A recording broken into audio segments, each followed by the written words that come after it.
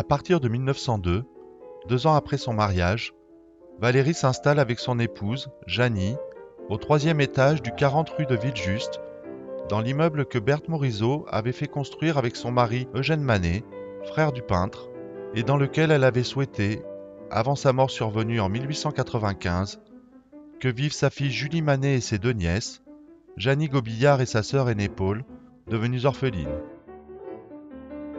Située dans le 16e arrondissement de Paris, entre l'avenue Foch et l'avenue Kléber, la rue de Villejuste porte aujourd'hui le nom de Paul Valéry, qui lui fut attribué à la disparition du poète en 1945.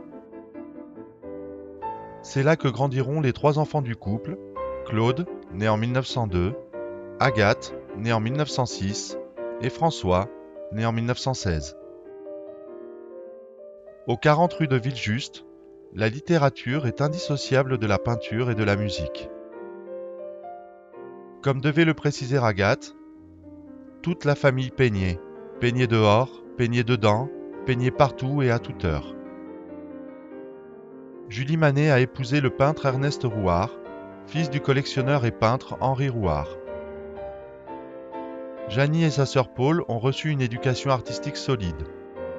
Si Janie, qui était une excellente pianiste, préféra la musique sans renoncer de s'adonner parfois au dessin, Paul, qui avait notamment bénéficié des conseils de Renoir, mena une carrière de peintre.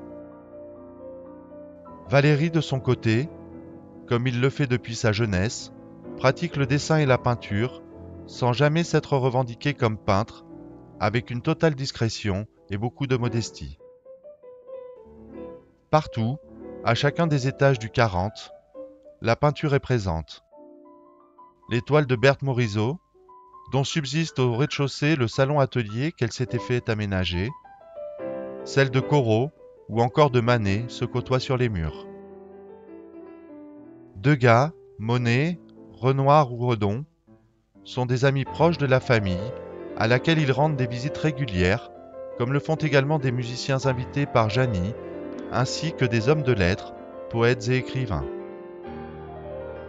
Le goût pour les arts des habitants du 40 s'associe à la force de leur attachement réciproque pour fonder une harmonie singulière qui contribuera beaucoup à la stabilité personnelle de Valérie, comme à son épanouissement dans sa création littéraire.